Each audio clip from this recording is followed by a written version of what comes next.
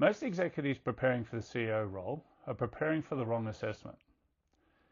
They're building the case for the outside, the track record, the credentials, the strategic capability, the financial acumen, the industry experience. They're all visible, measurable, documentable evidence that they are ready. All of that matters. A board will scrutinise all of it, and I'm not suggesting you stop building it. But here's the thing. If you've made it to serious consideration for a CEO role, whether internal succession or external appointment, the credentials have already done their job. Everyone in the final round has a credible track record. They wouldn't be there if they didn't. Everyone has relevant capability. Everyone has been assessed as technically viable. The question the board is now trying to answer is a different one entirely. And most candidates don't know what the question is. This video is about what boards are actually assessing in the final stages of a CEO appointment, and specifically the interior signals they are reading, whether they can articulate them or not. Let me start with something that might be a bit uncomfortable. The best candidate on paper does not always get the CEO role.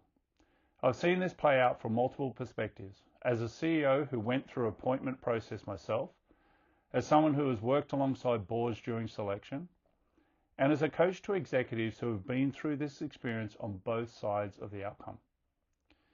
The candidate with the strongest technical case, the most impressive credentials, the most convincingly articulated strategy, that person does not automatically win. And the executives who are most generally blindsided by that outcome are consistently the ones who focused entirely on building the external case while under-investing in the interior signals that actually determine what happens in the final room. A board evaluating a first-time CEO candidate is trying to answer a question that is generally difficult to articulate clearly, but that every experienced director can sense, often within the first 30 minutes of a serious conversation. The question is this: who will this person be when it gets hard? Not hard in the strategic sense. Most final round candidates can discuss strategic complexity persuasively. Hard in the human sense, when the company is under genuine pressure, when the executive team fractures around a difficult decision, when the board itself is divided, when the quarter is bad, the shareholders are vocal, the media has a story, and every decision is visible and the cost of being wrong is high. Who will this person actually be in those moments? The track record tells you who they've been in controlled conditions. The interview tells you who they are when they're presenting their best version of themselves. Neither of those tell you who they'll be when the conditions strip everything back. The board's job, whether they frame it this way or not, is to read the interior signal underneath the performance. And there are three things they are consistently looking for. The first is settled authority. Not confidence in the perform sense. Most final round candidates are confident performers. Settled authority is something categorically different. It is a quality of a person who generally knows who they are and is not destabilized by challenge, by scrutiny, or by the weight of being assessed. It reads as calm without being disengaged, direct without being aggressive, present without being performative.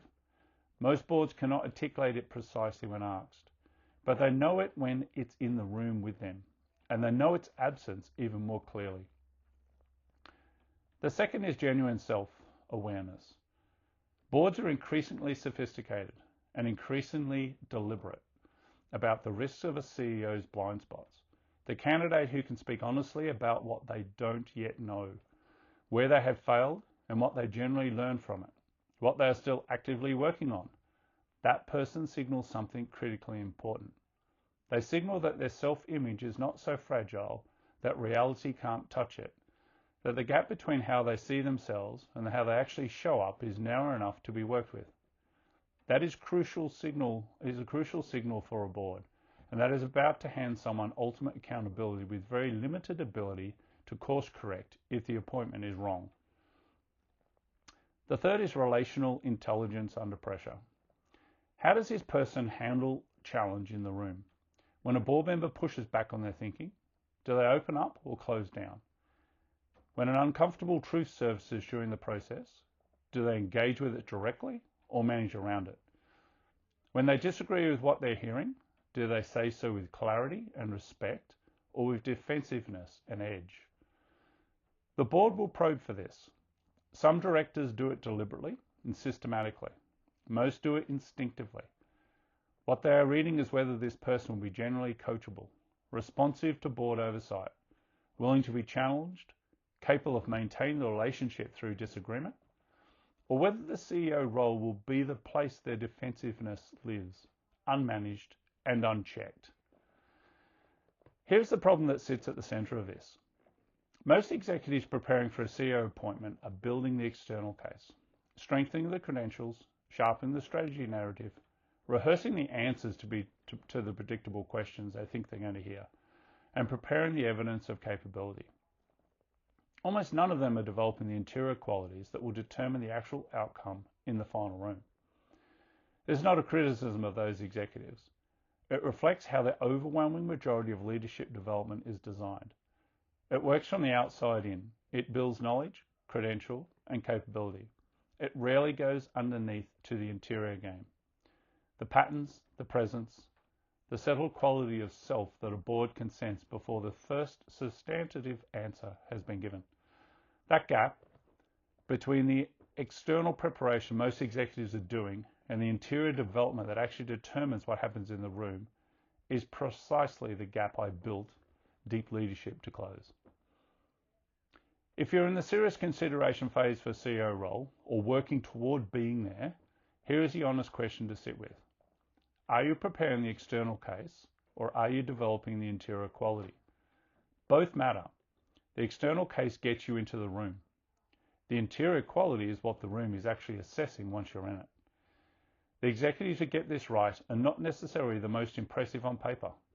They are the ones who've done the interior work, who walk into that boardroom generally settled, generally self-aware, and generally present. Not performing those qualities for the assessment, actually having them because the work has been done. That is what CEO readiness means, not on paper, but actually. If this is naming something you've been sensing but haven't quite been able to put words to, I'd encourage you to keep exploring this. Subscribe to this channel for more of this work every week. And if you're ready to start working on your own CEO readiness seriously, there is a link below where you can begin a conversation. I'm Stevenson. This is Deep Leadership. Let's get to work.